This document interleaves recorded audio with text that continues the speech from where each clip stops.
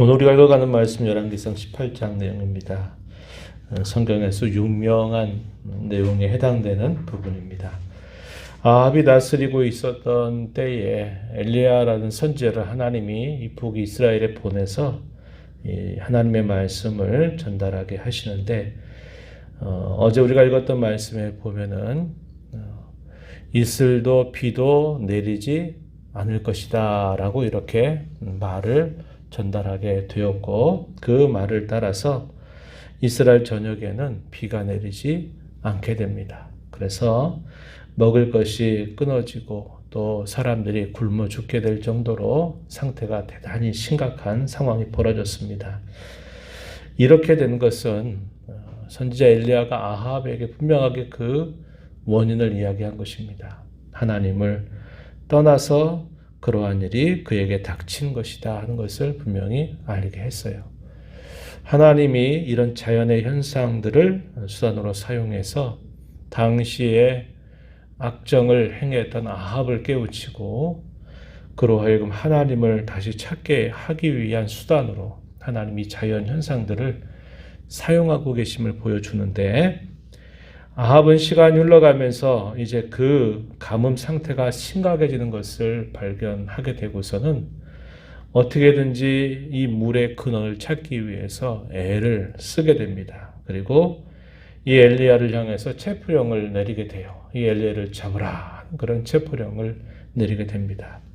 우리가 어제 읽었던 말씀처럼 엘리야는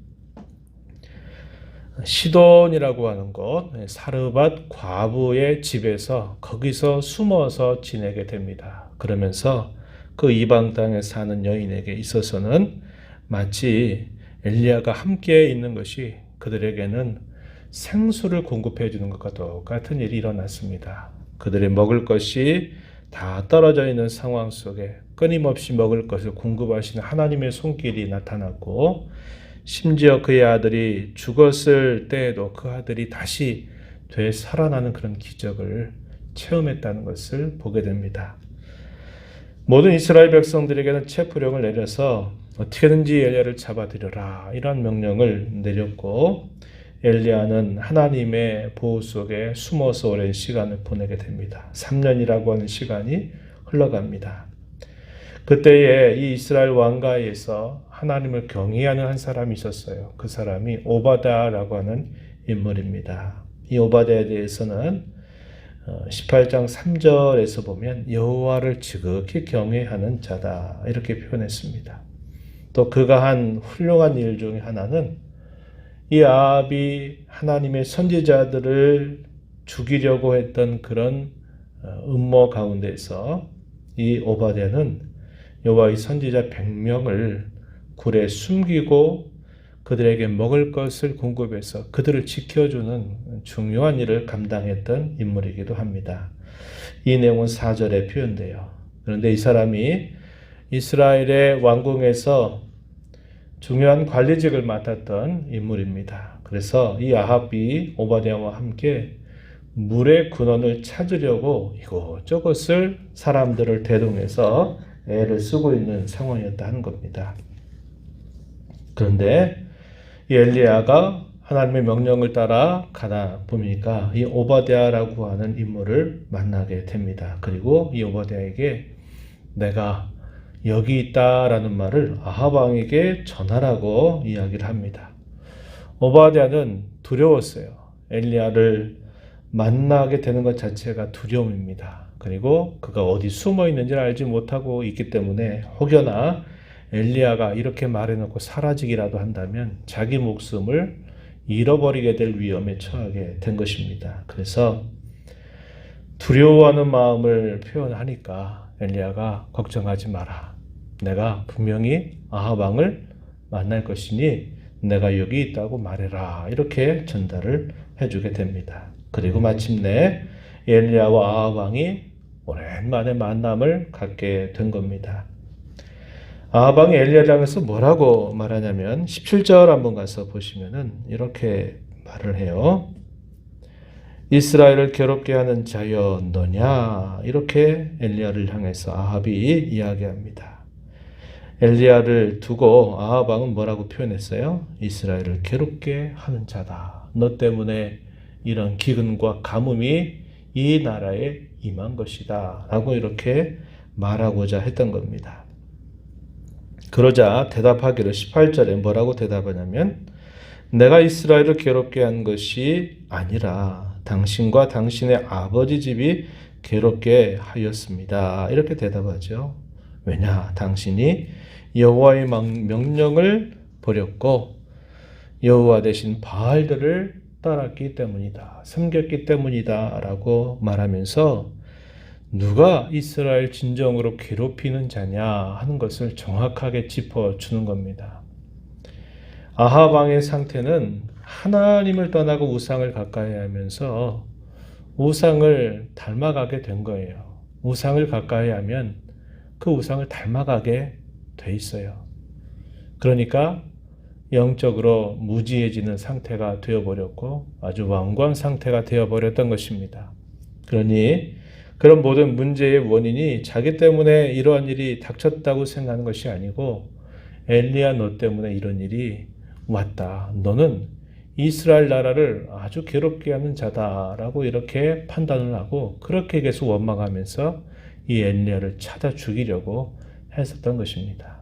그러나 엘리야는 분명하게 그 이유를 말하죠. 당신이 하나님을 떠났기 때문이고 당신이 하나님의 명령을 어겼기 때문에 하나님이 이런 일을 당신에게 준 것이다 라고 분명하게 이야기를 해주게 됩니다.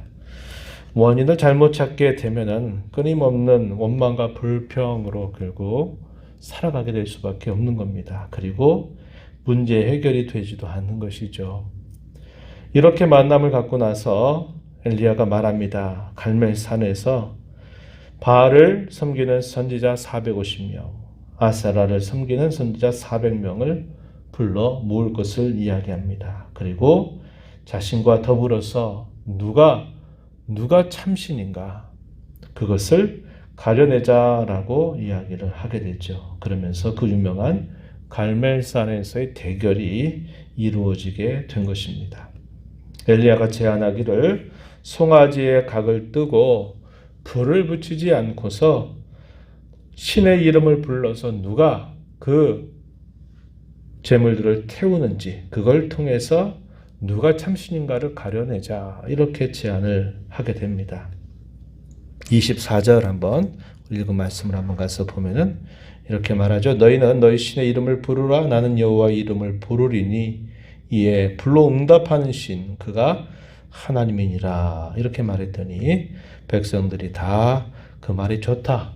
그렇게 하자. 옳다. 이렇게 대답을 하게 됩니다. 그리고서는 이제 먼저 이 바알을 섬기는 선지자 850명 이 선지자들이 모여서 그 각을 뜬 송아지 앞에서 신이 응답해서 그것을 불로 태워달라 이것을 요청을 하게 돼요. 먼저 아침부터 낮까지 계속 바알의 이름을 부르지만 아무런 응답이 없습니다. 그리고 그것이 안 되니까 이들이 어떻게 하느냐. 그 쌓은 제단 주위에서 막 뛰노는 것입니다. 그 신에게 뭔가 요청을 하기 위해서 뛰노는 일을 해도 그 신이 아무런 응답이 없어요. 정오가 되니까 정오를 지나서 이제 저녁이 되는 시간까지 그 오랜 시간 동안 큰 소리로 부르고 그것도 안 되니까 자기들의 몸에 살을 이렇게 피를 내 가지고 피를 흘릴 때까지 자기들의 몸을 상하게 해도 그 신은 아무런 응답이 없는 겁니다. 당시의 고대 근동의 이런 제사 가운데 그 신을 향해서 행하는 모든 일들을 아침부터 저녁까지 그렇게 했고 그런 광경을 모든 이스라엘 백성들은 지켜보고 있는 것입니다. 근데 아무런 응답이 없는 것이에요. 마침내 하나님께서 이제 시간이 흘러가게 하실 때 이제 엘리야 선지자가 이제 그 송아지 각을 뜬 것을 두고 또 어떻게 도 하냐면 그 제단 두 주위로 도랑을 파고서 그 도랑에 물을 가득 채울 것을 명령을 하게 됩니다. 그런 과정의 내용을 보면 30절 이하에 표현하기를 여호와의 제단을 수축했다 이렇게 말하고요. 그리고 12돌을 취하여서 이스라엘 백성들을 상징적으로 표현합니다. 12지파를 상징하는 이 12돌을 취하고 그리고 난 다음에 여호와의 이름을 의지해서 하나님께 간절한 간구를 올리게 된 것입니다. 그러자 어떤 일이 생겨났을까요? 38절에 보니까 이에 여호와의 불이 내려서 번제물과 나무와 돌과 흙을 태우고 다 도랑의 물을 핥았다 이렇게 말합니다. 처음에 이야기했던 조건보다 더 많은, 더 어려운 것을 엘리야가 제시한 거예요. 도랑까지 파게 만들고 그 도랑을 물로 가득 채우게 했는데 하나님께서 이 엘리야의 간구에 응답하시면서 그 송아지를 다 태운 것뿐만 아니라 그 곁에 있는 모든 물들까지도 다 핥아버릴 만큼 하나님께서 강력하게 그 현장에 나타나시게 되었다고 알려줍니다. 그러자 모든 백성들이 어떻게 반응합니까? 여호와 그는 하나님이시로다. 여호와 그는 하나님이시로다. 이렇게 백성들이 고백을 하게 되면서 이 바알의 선지자 그들을 다 잡아서 기손 시내가에서 그들을 처단하는 큰 영적인 승리를 거두게 되는 것이 표현되고 있습니다. 이러한 일과 함께 그 3년 동안 그쳤던 그 가뭄이 다시 이제 사라지고 이제 비가 내리게 되면서 하나님이 살아계시다 하는 사실들을 분명하게 보여주는 내용이 이 18장에 쭉 표현이 됩니다. 엘리야가 어떤 내용을 가지고 하나님 앞에 기도했는지 그 내용을 한번 보시면은 36절에 이렇게 표현합니다. 36절, 37절 보시면 엘리야가 이렇게 하나님 앞에 기도를 올렸어요. 아브라함, 이삭, 이스라엘의 하나님 여호와여, 주께서 이스라엘 중에서 하나님이신 것과 내가 주의 종인 것과 내가 이렇게 하는 모든 일들이 오늘 주의 말씀을 따라 행하는 것임을 오늘 알게 하옵소서, 깨닫게 하옵소서 이렇게 기도하죠. 37절에 보면 내게 응답하옵소서, 내게 응답하옵소서. 이 백성에게 주 여호와는 하나님이신 것과 주는 그들의 마음을 되돌이키심을 알게 하옵소서. 이 기도의 내용에 보면은 알게 하옵소서, 알게 하옵소서 이렇게 간절한 기도를 올립니다. 이 말은 깨우쳐 달라고 하는 기도입니다. 영적으로 무지몽매해진 우상을 섬기면서 그 선지자들의 그런 가르침, 그들의 인도를 따라 살던 그 백성들이 잃어버린 하나님, 무지해진 그 하나님, 그들을 향해서 하나님이 살아계신 것과 이 땅에 참된 신은 여호와 하나님이신 것을 그대로 깨달아 알게 하옵소서. 무지몽매한 영적인 상태에 있는 그들을 다시 깨우쳐서 그들이 제대로 바라보고 제대로 알고 제대로 섬기는 백성이 되게 해달라고 기도한 것입니다. 이러한 기도의 내용은 마치 우리가 에베소서를 보게 되면 에베소 1장에서 바울 사도가 에베소 성도들 향해 기도할 때 하나님 알게 하옵소서, 알게 하옵소서 이것을 간절하게 기도했던 내용과 매우 흡사합니다. 우리가 하나님을 알아간다고 하는 것은 평생토록 우리가 하나님을 알아가야만 되는 일이고 알아간다 하더라도 극히 일부만을 알게 되는 것임을 잊지 말아야 합니다. 그래서 우리의 신앙의 깊이, 우리의 신앙의 넓이는 하나님을 깊이 알아가고 하나님을 많이 알아가는 것에 우리의 신앙의 핵심이 있다는 것을 우리가 잘 기억해야 한다는 겁니다. 그러면 하나님을 알아가는 것이 어떤 것일까요? 그것은 하나님에 대한 지식을 많이 아는 것만이 아니다 하는 겁니다. 머리로 아는 것이 우리의 가슴으로 알아줘야 되고 그것이 우리의 말과 행실을 통해서 하나님을 아는 것이 제대로 드러나기 전까지는 그걸 두고 하나님을 안다라고 말할 수는 없다 이 말이죠. 에베소 교회 성도들 많은 어려움 가운데 처해져 있는 상황을 바울 사도가 너무나 잘 압니다. 그 처해져 있는 문제를 낱낱이 하나하나 이야기하지 않아요. 우리가 수요일날 사도행전 20장을 읽지만 다음 시간에 살펴보겠지만 에베소 교회가 어떤 일을 닥칠 것인가 하는 것을 그 교회의 감독자들에게 바울 사도가 알려줍니다. 악한 일이 때들이 와서 힘들게 할 것이다 라는 것을 이야기해요. 그래서 이 에베소 교회는 영적인 싸움을 많이 싸우는 그런 교회였어요. 그런데 바울 사도가 편지하는 내용에서 뭐라고 이야기합니까?